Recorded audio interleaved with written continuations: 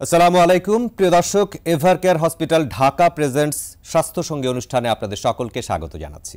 প্রিয় দর্শক, আমাদের প্রত্যেকেরই অসুস্থতার কিছু কিছু পর্যায় থাকে যেখানে অপারেশন বা শল্য সার্জারি অত্যাবশ্যকীয় হয়ে ওঠে।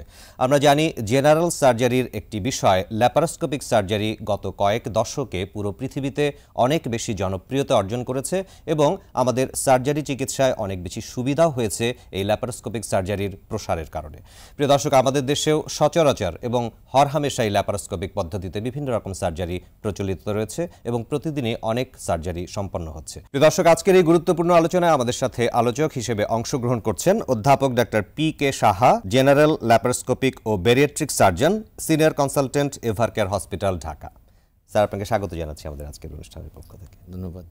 জি স্যার, প্রথমে যে কথাটি বলেছিলাম যে ল্যাপারোস্কোপিক সার্জারি সম্পর্কে আপনি আমাদেরকে একটু তথ্য দেবেন যে ল্যাপারোস্কোপিক সার্জারি বলতে আসলে আমরা কি বুঝি এবং সেই সাথে মিনি ল্যাপারোস্কোপি টার্মটিও আমরা শুনে থাকি ইদানিং, আপনি একটু বুঝিয়ে বলবেন। সুন্দর কোশ্চেন করার জন্য অশেষ ধন্যবাদ। ল্যাপারোস্কোপি বলতে যে জিনিসটা আপনি সুন্দরভাবে বলছেন যে চিকিৎসা করতে যে কিছু রোগীর চিকিৎসা করা হয় ওষুধ দিয়ে, কিছু রোগীর চিকিৎসা করা হয় অপারেশনের মাধ্যমে। জি আচ্ছা, যেমন আগে অপারেশন করা হয়তো যে পেট কেটে, তো এটাকে কিভাবে রোগীদেরকে কমফোর্ট দেওয়া যায়, আরাম দেওয়া যায়, আরও বেশি আরাম দেওয়া যায়, তখন যারা সায়েন্টিস্ট, মেডিকেল সায়েন্টিস্ট, তারা বলবে যে না, পেট না কেটে ফুটা করে পেটের ভিতরে গ্যাস ঢুকাইয়ে, ক্যামেরা ঢুকাইয়ে, এরপর মনিটরের সাহায্যে অপারেশন করলে হাতে, তখন দেখা যায় এই রুগীটার অ্যাডভান্টেজ অনেক বেশি। যেমন hospital stay com, early to return to work, pain অনেক কম, কসমেটিক তো অনেক। এতে হচ্ছে কনভেনশনাল যেটা ল্যাপারোস্কোপি। তো এটা তো রুগীরা বলছে যে আরও আরাম দরকার। তখন দেখা গেল যে এরপর আবিষ্কার হয়েছে যেটা নিডেলোস্কোপিক, যেটা মিনি ল্যাপারোস্কোপি। নিডেলের মতো 3 mm ছিদ্র করে এটা করা হয় এবং আমাদের দেশেও এগুলো হয়ে থাকে।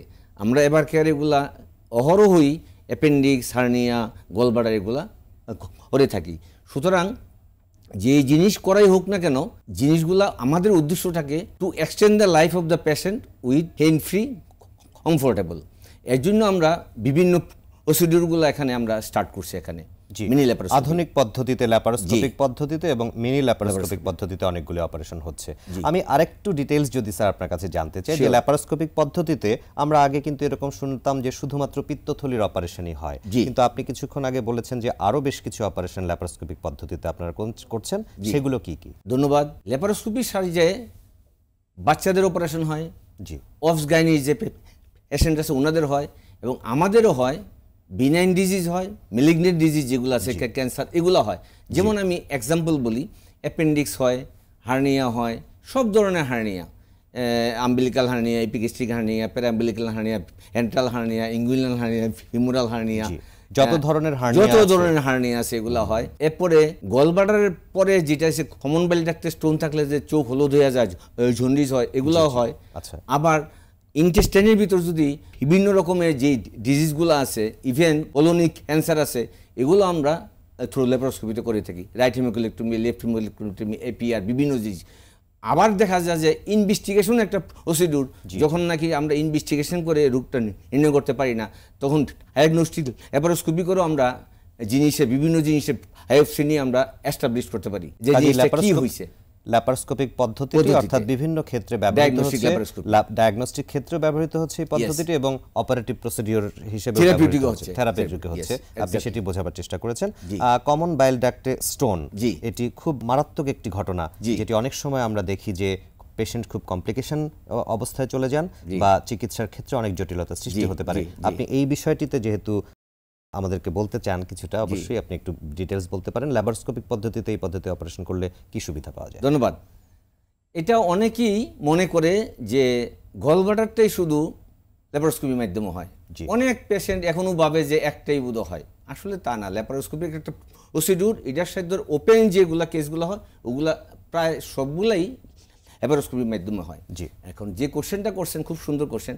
কমন বাইল ডাক্ট হচ্ছে যেটা নাকি, এটা যদি হয় লিভার, এটা গলব্লাডার, এটা পিত্তনালী, আমরা যেটা খাইলে পরে পিত্ত রসগুলা এসে এটার সাথে মিশে হজম হয়। পিত্ত থলিতে আমরা এটা অপারেশন করে ল্যাপারোস্কোপি করে বের করি।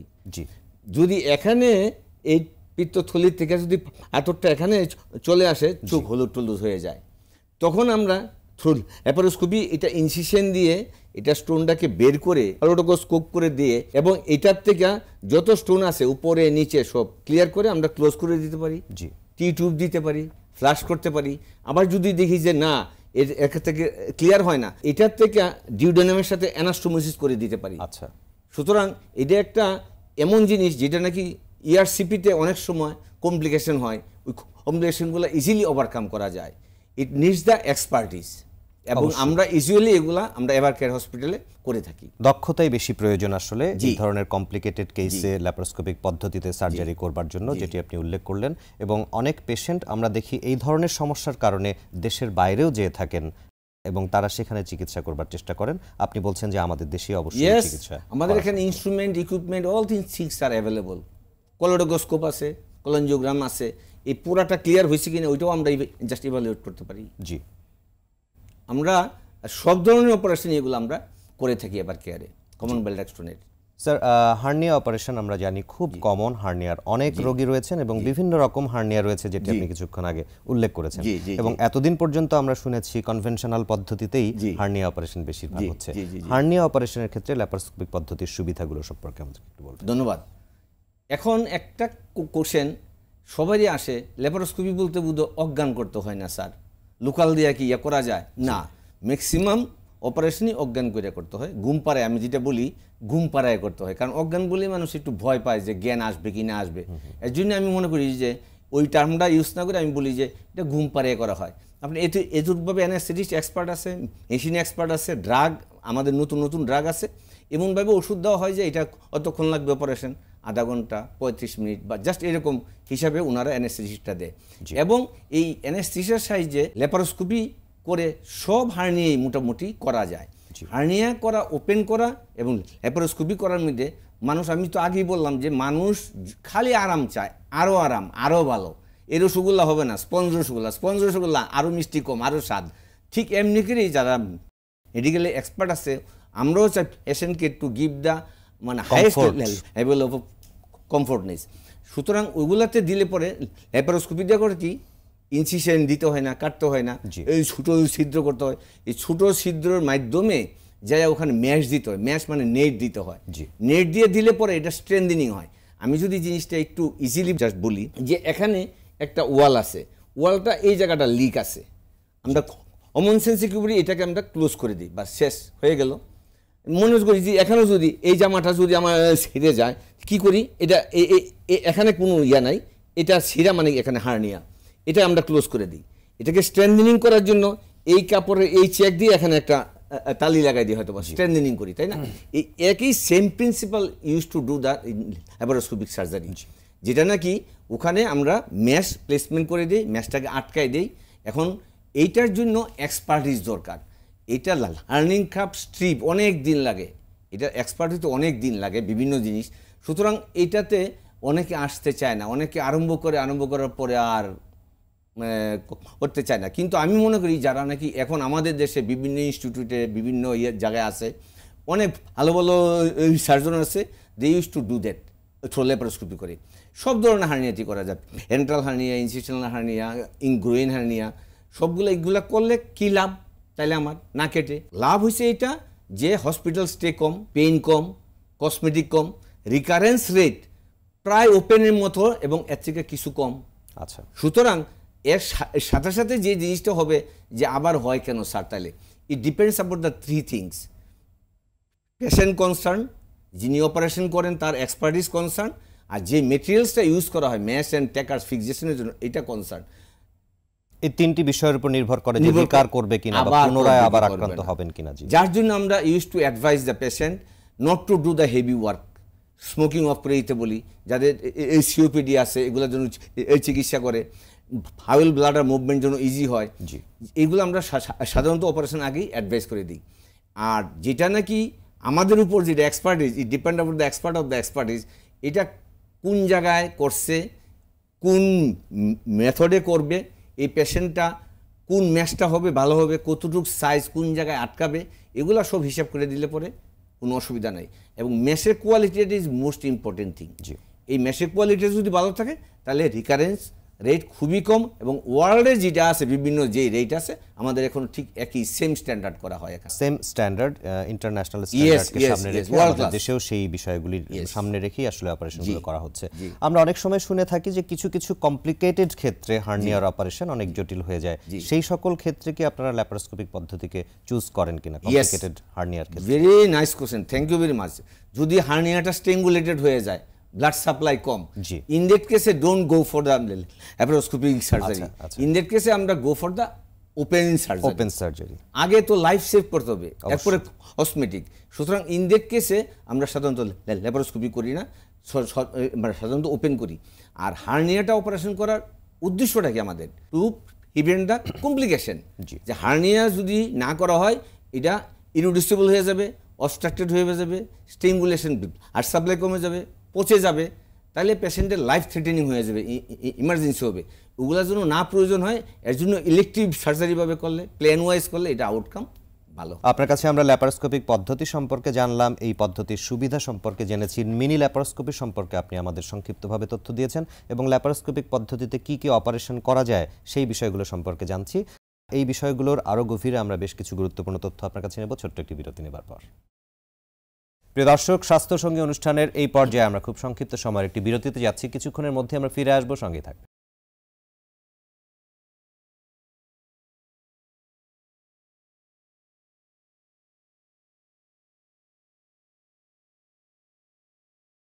প্রিয় দর্শক, বিরতির পর আবারও আপনাদেরকে স্বাগত জানাচ্ছি এভারকেয়ার হসপিটাল ঢাকা প্রেজেন্টস স্বাস্থ্য সঙ্গী অনুষ্ঠানে। আমাদের আজকের আলোচনার বিষয় ল্যাপারোস্কোপিক সার্জারি এবং হার্নিয়া। আমাদের সাথে আলোচনায় যুক্ত হয়েছেন অধ্যাপক doctor P K. Saha, general laparoscopic ও bariatric surgeon, senior consultant, Evercare hospital Dhaka.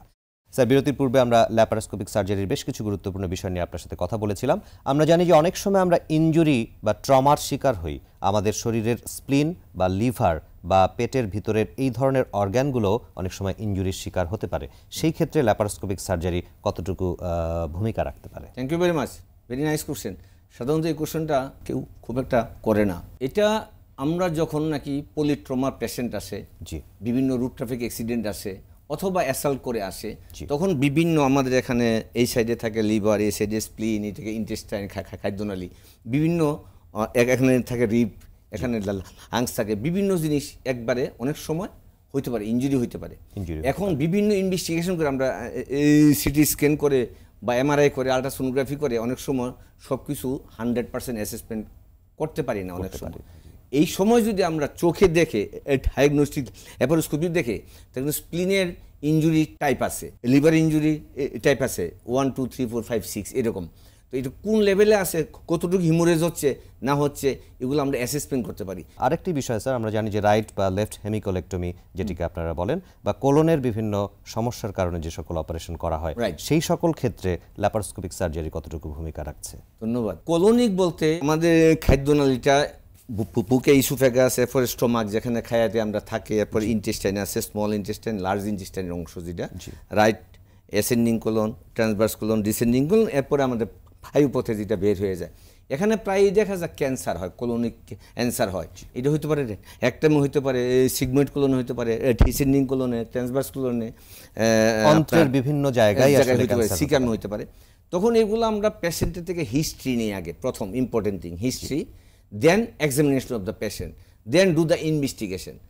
তারপরে আমরা কোন জায়গায় কী রোগ হয়েছে, nature of the disease, extent of the disease, then যদি মেলিগনেন্সি হয়, স্টেজিং অফ দ্য ডিজিজ। হওয়ার পরে আমরা ডিসিশন নেই কোন পদ্ধতিতে যাব, আমরা কি ইউএডজুভেন্টে যাব না অপারেশনে যাব। অপারেশন গেলে এটা কি ল্যাপারোস্কোপি দিয়ে করবো না ওপেন করে করব, তখন অ্যাসেসমেন্ট করা হয়। অ্যাসেসমেন্ট করে আমরা ওখানে রাইট যা হেমিকোলেক্টমি করি, ট্রান্সভার্স কোলেক্টমি করি, লেফট হেমিকোলেক্টমি করি, এপিআর করি, মানে সবগুলোই করা সম্ভব এবং হচ্ছে আমাদের এখানে ইউজুয়ালি থ্রো ল্যাপারোস্কোপি। এখানে ওপেন করার কোনো প্রয়োজন নাই। কিন্তু একটা কথা বলতে হবে যে টিউমারটা যখন থাকে, টিউমারটা তো আর এইভাবে আনা যায় না এই ছিদ্র দিয়া, তখন টিউমারটা একটু ইনসিশন দিয়ে ওইটাকে আনতে হয়। এবং আমরা এইভাবে আনি যেন টিউমারগুলো যেগুলো অ্যান্সার সেল, এগুলোর জন্য ওয়ালের জন্য ইমপ্লান্টেশন না হয়, এর জন্য একটা গ্লোভস আছে, আলাদা স্পেশাল ডিভাইস আমরা ইউজ করি, এগুলা করে থাকি আর কি। সুতরাং এগুলো আজকাল আধুনিক পদ্ধতিতে আমাদের দেশে অ্যাডভান্স ল্যাপারোস্কোপিক সার্জারি অনেক জায়গায়, অনেক সেন্টারে, অনেক ইনস্টিটিউটেই হয়ে থাকে। আপনি দীর্ঘদিন ধরে যেহেতু সার্জারি বিভাগে কাজ করছেন, আপনি সরকারি চাকরিও করেছেন অনেক দিন, আপনার কাছে সেই কারণে আমরা জানতে চাইবো যে বাংলাদেশে ল্যাপারোস্কোপিক সার্জারির ভবিষ্যৎ আরও কীরকম হতে পারে বলে বা কীরকম আপনি আশা করছেন, আপনি কীরকম মন্তব্য করবেন? খুব সুন্দর, আমি অনেক আশাবাদী। কারণ আমার দেশে যারা নাকি young surgeon, bright surgeon, brilliant surgeon বলি আমি ওদেরকে, এবং তারা আমার থেকে অনেক শার্প, তারা সহজে অনেক কিছু বুঝতে পারবে, তাদেরকে যদি আমরা অপরচুনিটি দেই, স্কোপ দেই, প্ল্যান করে দেই, অবশ্যই তাইলে তারা আমাদের দেশকে আরও ইন্টারন্যাশনাল স্ট্যান্ডার্ডসকে তারা রিপ্রেজেন্ট করতে পারবে, আমার দৃঢ় বিশ্বাস। এবং অবশ্যই আমাদের দেশের মানুষকে এই ধরনের সার্জারি সার্ভিস দিতে পারবে, ওয়ার্ল্ড ক্লাস করবার জন্য ওয়ার্ল্ড ক্লাস সার্ভিস আমাদের দেশেই তারা পাবেন, অবশ্যই। আমরা অবশ্যই সেটি আশা করব। আরেকটি বিষয় স্যার, বেরেট্রিক সার্জারি নিয়েও আপনি কাজ করেন। আমরা জানি যে অনেকেই বেশি পরিমাণে অবেসিটিতে ভুগছেন বা অতিরিক্ত স্থূলকায় বা মোটা হয়ে গেছেন, তাদের ক্ষেত্রে এই সার্জারিটি ব্যবহার করা হয়। এই সার্জারি সম্পর্কে আমাদের প্রাথমিক একটু তথ্য দেবেন এবং এখানে আপনারা কিভাবে কাজ করছেন একটু বলবেন। উত্তরটা দিচ্ছি একটু ইলাবোরেট করে। আমি প্রত্যেক গার্জিয়ানকে, মা বাবাকে বলবো, আদর করবেন, বাচ্চাদের অবশ্যই আদর করবেন। এমন আদর করে কেএফসি, বিএফসি বিভিন্ন জিনিস এভাবে খাওয়ায়া যে শরীরটাকে মোটা বানায় ফেললে পরে তখন obesity type 1, type 2, type 3 super obeys আছে। কিন্তু ওবেসিটি হলে পরে তার রোগ, তার মাথা থেকে পায়ে পর্যন্ত সব রোগ হইতে থাকে। তাকে স্লিপ অ্যাপনিয়া হয়, প্রেশার হয়, ডায়াবেটিস হয়, আর্থ্রাইটিস হয়, তার পিত্তথলিতে স্টোন হয়, স্টেরিলিটি হয়, মেলিগনেন্সি হয়। সুতরাং এইগুলো আমরা কেন করতে যাব? সুতরাং তাকে নিউট্রিশনটা যখন দিব, যা দরকার এতটুকু, এক্সেস না। এবং তাকে আমাদের যারা ইয়াং আছে ছেলেপেলে যারা, তাদেরকে এই খেলাধুলা আকৃষ্ট করতে হবে। রান না করলে এনার্জি তাহলে স্টোর হয়ে থাকবে। সুতরাং এইসব পেশেন্ট আমি দেখতেছি এখন এভার কেয়ারে প্রচুর পেশেন্ট আছে, এবং এই অপারেশনগুলো খুব একটা কঠিন কিছু না। যেমন স্টমাকটা আছে, স্টমাকের 80% স্টমাকটা আমি শুধু স্লিপ গ্যাস্ট্রেক্টমি করে ফেলে দিব। স্টমাকটাতে থাকবে চিকন একটা নাল, ওটাতে থাকবে 20 সিসির মতো থাকবে। যখন অল্প খেলে পরে পানি খেলে বলবো যে আমার পেট ফুলে গেছে, আসলে তার এনার্জি কম। সুতরাং স্টোর আছে যেগুলো, এগুলো সে ইউজ করবে। ইউজ করতে করতে দেখা যাবে সে 2-3 সপ্তাহ, 1-2 মাস পরে সে স্লিম হয়ে গেছে। মানে সে তখন কম খেতে পারবে, কারণ তার স্টমাক খুব তাড়াতাড়ি ফুল হয়ে যায়। 80% রিমুভ করে দেওয়া হয়। এখানে করা হয় বিভিন্ন ধরনের অপারেশন। অপারেশনগুলো যে খুব কঠিন তা না, সিম্পল থিং, কিন্তু এটাতে মাল্টি ডিসিপ্লিনারি অ্যাপ্রোচ লাগে এবং একটু কস্টলি। যার জন্য আমি বলি যে প্রিভেনশন ইজ বেটার দেন কিউর। আমি বলবো আমাদের যারা গার্জিয়ান আছেন, যারা বাচ্চাদেরকে এইভাবে খাওয়া দাওয়ার ব্যাপারটা মানে একটু এনশিওর করা দরকার, তারা যেন ওভারওয়েট না হয়ে যায়। আর হইলে পরে আর্লি একটা জন্য অ্যাসেসমেন্ট অ্যাডভাইস নেওয়া হয়, ডায়েটিশিয়ানের অ্যাডভাইস নেওয়া হয়, এক্সারসাইজ করা হয়, তাহলে তো তার জন্য হেলথটার জন্য ওভারওয়েট না হয়ে যায়। আমার এখানে যারা আসে দেখি 18 বছর, 20 বছর, 22 বছর, আমি খুব কষ্ট পাই। তখন মা বাবাকে আমি অনেক কিছু বলি, দেখেন এটা ওর দোষ না, তো এটা দোষ তো ইনডাইরেক্টলি বলবো আপনাদেরকে। আপনারা আদর করছেন, একটাই ছেলে, একটাই মেয়ে, এগুলা করে করে আপনারা এখন মেয়েটা কোথাও যেতে পারে না, হাসতে পারে না, তার ডিপ্রেসিভ ইলনেস হচ্ছে, তার এগুলা প্রবলেমগুলো যেন না হয়, এর জন্য আর্লিয়ারই এগুলা টেক কেয়ার দরকার। এটা দরকার আমরা যারা আছি গার্জিয়ান, এটা আমাদেরকেই টেক কেয়ার দরকার। এবং এগুলা ওষুধের মাধ্যমে করা যায়। প্রথম হয়েছে এনার্জি ইনপুট কম, এরপর এক্সপেন্ডিচার বেশি, এরপর ওষুধ না হলে আমরা সার্জারির কথা চিন্তা করতে পারি। এবং সার্জারি করলেই যে সব তা না, এটা আবার 8-10 বছর পরে আবার রিগেইন করতে পারে। কারণ স্টমাকের সাথে ব্রেনে তার একটা, সে খাচ্ছেই বাসায়, তার আমরা যখন খেলে পরে আর খাবো না তা বলছে, তার একটা অভ্যাস, রিফ্লেক্স। সুতরাং তাদেরকে কাউন্সিলিং করা দরকার, মোটিভেট করা দরকার, অ্যাটিটিউড শুড বি চেঞ্জ, তাইলে ইমপ্রুভ করা যায়। আপনি আসলে চমৎকার বলেছেন যে আসলে ছোটবেলা থেকেই বা ফ্রম দ্য ভেরি বিগিনিং আসলে আমাদের খাদ্যাভ্যাসকে নিয়ন্ত্রণ করা দরকার। বিশেষ করে ছোটবেলা থেকে যাদের অতিরিক্ত খাবার অভ্যাস গড়ে উঠছে, সেটি আসলে পরবর্তীতে অনেক বেশি ক্ষতি করতে পারে, আমরা অনেক বেশি অবেজ হয়ে যেতে পারি, যেটা আমাদের আসলে নিজেদের তৈরি করা। এখান থেকেই আমাদেরকে বিরত থাকতে হবে, সেটি আপনি বলবার চেষ্টা করেছেন। স্যার, অনেক সময় আমরা দেখি এরকম যে কোনো একটি সার্জারি প্রয়োজন বা অপারেশন প্রয়োজন, কিন্তু ডায়াগনোসিস হতে গিয়ে অনেক দেরি হচ্ছে বা বিলম্ব হচ্ছে বা সঠিক জায়গায় ডায়াগনোসিসটা হচ্ছে না, এবং তখন কিন্তু কমপ্লিকেশন হয়ে যাচ্ছে। এই বিষয়টিকে প্রতিরোধ করবার জন্য আপনার কি ধরনের পরামর্শ রয়েছে? এটা পরামর্শ হচ্ছে একটা ইম্পর্টেন্ট থিং, যারা নাকি নন মেডিকেল পার্সন তারা সবসময় খুঁজে যে কোথায় গেলে আমরা ভালো চিকিৎসা পাবো, জি, যার যে এই সামর্থ্য আছে অনুযায়ী। কিন্তু আমরাও যারা আছি, যারা ডাক্তার, চিকিৎসক, সার্জন, আমরাও চাই হাইয়েস্ট লেভেল দিতে। কিন্তু আমাদের নলেজ এবং স্কিল এক একজনটা এক রকম থাকে। কিন্তু আমরা যেটা আমি দরকার, যারা ইয়াং সার্জন আছে, ইয়াং ফিজিশিয়ান আছে, তাদের প্রতি আমি একটা অনুরোধ রইব, you have to take the details history, present history, past history, details history, and to examine the patient from head to foot. Then you have to go for advice investigation. যে ইনভেস্টিগেশনটা করলে আমরা তার রোগটা অ্যাসেসমেন্ট করতে পারবো। যদি না হয় এরপর আমরা একটা বোর্ড বসায় দেখবো যে আমি পারি না, একজনের সাহায্য নিব। কিন্তু পেশেন্টকে জন্য কখনো আমরা যে বলি না যে আসেন আবার এইটা ওষুধ বাদ দিয়ে আবার খান, এটা ওষুধ বাদ দিয়ে আর, এই জিনিসগুলো করলে পরে এখন যেটা দুঃখজনক ঘটনা, আমাদের দেশের অনেকেরই আমাদের প্রতি আস্থা কম। এটা খুবই দুঃখ লাগে। সুতরাং এই জিনিসটা আমাদেরকেই, যারা ইয়াং সার্জন আছেন, এটা আমাদেরকে সঠিক চিকিৎসা দিয়া সঠিকভাবে উত্তর দিতে হবে, তাকে কাউন্সেলিং করতে হবে। আমি যদি রোগ ডায়াগনোসিস নাও করতে পারি, এই তাকে আমি বলবো দেখেন আমি রোগটা ঠিক ডায়াগনোসিস করতে পারিনি, আপনি আরেক জায়গায় যান, রেফার করে দেবো। এভাবে যদি আমরা করতে পারি, তাহলে আমাদের প্রতি যে আস্থা অনাস্থার ব্যাপার যে জিনিসটা, ওইটা আশা করি ইমপ্রুভ করে যাবে। আমরা আলোচনার একেবারেই শেষ প্রান্তে চলে এসেছি। আপনি চমৎকারভাবেই বলেছেন, আসলে বিভিন্ন সার্জারি সম্পর্কে আপনি বলেছেন, কিভাবে আমরা ল্যাপারোস্কোপিক সার্জারির সুবিধা নিতে পারি সেই বিষয়গুলো সম্পর্কে বলেছেন, এবং অবেসিটি বা বেরেট্রিক সার্জারি আমাদেরকে কিভাবে রোল প্লে করছে সেই বিষয়টি নিয়েও আপনি বলেছেন। আপনি দীর্ঘদিন ধরে সার্জারি বিভাগে কাজ করছেন, শত শত অপারেশন আপনি সারা জীবনে করেছেন, আপনার মাধ্যমে অনেক পেশেন্ট উন্নত হয়েছে বা উপকৃত হয়েছে। আপনাকে অনেক ধন্যবাদ আমাদের আজকের অনুষ্ঠানে সময় দেওয়ার জন্য। আপনাকে অশেষ ধন্যবাদ, এবং আমি ধন্যবাদ জানাই আরটিভিকেও এবং আমাদের এভারকেয়ার হসপিটালকে আমাকে এখানে এসে কথা বলার সুযোগ দেওয়ার জন্য। প্রিয় দর্শক, এভারকেয়ার হসপিটাল ঢাকা প্রেজেন্টস স্বাস্থ্য সঙ্গী অনুষ্ঠানে আজকে আমরা ল্যাপারোস্কোপিক সার্জারি এবং হার্নিয়া এই বিষয়গুলো নিয়ে আলোকপাত করবার চেষ্টা করেছি। আমরা জানি যখন আমাদের শরীরে কোনো সার্জারি বা শল্য চিকিৎসার প্রয়োজন হয়, সেই সময়টি আমাদের জন্য অত্যন্ত গুরুত্বপূর্ণ। আমরা জানি যে সার্জারি চিকিৎসায় আধুনিক পদ্ধতিতে ল্যাপারোস্কোপিক বা মিনি ল্যাপারোস্কোপিক পদ্ধতিতে অনেকগুলো পদ্ধতিতে সার্জারি চিকিৎসা আমাদের অনেক হাসপাতালেই প্রচলন হয়েছে, বিশেষ করে সরকারি বিভিন্ন হাসপাতালে এবং এভারকেয়ার হসপিটাল সহ বিভিন্ন বেসরকারি হাসপাতালে এই অপারেশনগুলো হরহামেশাই হচ্ছে। আমরা যখনই প্রয়োজন হবে তখন যাতে এই সেবাগুলো আমরা সঠিক সময়ে পেতে পারি, সেই কামনায় আজকের আলোচনা আমরা শেষ করছি। সকলকে ধন্যবাদ। আল্লাহ হাফেজ।